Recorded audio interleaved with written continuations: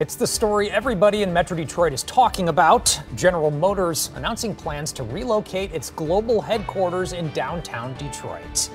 Thank you so much for joining us tonight for 7 Action News at 6. I'm Mike Duffy. The Detroit automaker says it will move out of the Renaissance Center to the new Hudson's Detroit building, nearly a mile away in the heart of downtown.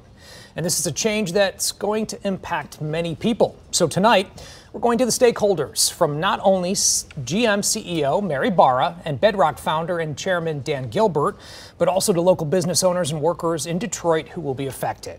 Now, on our social media pages, people are asking, what's behind the move? What's the timeline? And what's next for Renen? Well, 7 Action News reporter Simon Shaykat is in downtown Detroit, digging into the massive move and what it means for our city. We're now learning that the future home of General Motors will be here along Woodward, and behind me you can see some of the latest vehicles parked right out front. We're also hearing from stakeholders from Detroit about what this means. We built these buildings to be a destination, celebrating Detroit's journey over the past century. In a historic moment for both the Motor City and the auto industry, automaker GM and Bedrock Real Estate announcing an epic move. General Motors planning to take its headquarters from the iconic Renaissance Center to the brand new Hudson site still under construction. In 2025, GM will be relocating its world headquarters to the beautiful new building we are in right now.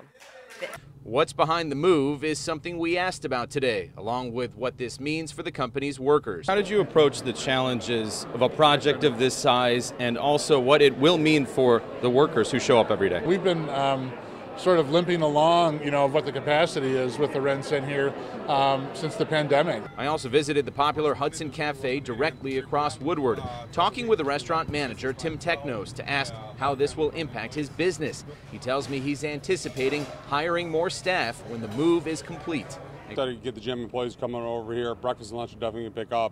Obviously super excited they're right across the street from us, walking distance. On the streets, I found more people with strong reactions and questions about the future of the Renen. Alvin, you live in the city, and to hear this news, what goes through your mind? I'm shocked, but it's better for them, I guess. Yeah. Also weighing in, Keldon Wilson, who just moved to Detroit from the west side of the state. I'm sure just more traction for Detroit as a whole. It's a booming city. I literally just moved here, so from Kalamazoo. As long as they can help the people have money and have work to do. More developments are expected soon related to the future of the Renen, which developer Dan Gilbert will be closely involved in. As owner of many of downtown Detroit's largest buildings, his portfolio includes the Book Tower and properties in Campus Martius, and he's credited with helping to drive the city's turnaround.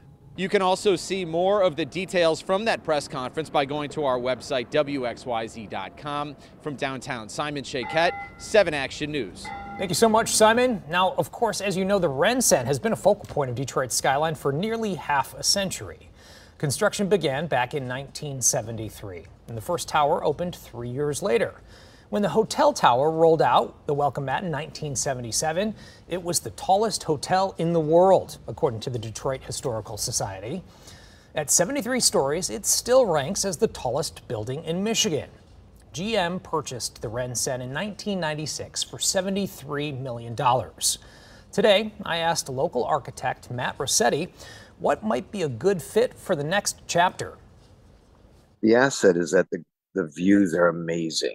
It's, right there on the water. It's tall. We don't have much in the way of tall towers on the water. So I think this would be an incredible opportunity to convert these to condos. Rossetti also envisions taking advantage of the location with a public harbor at the Renen.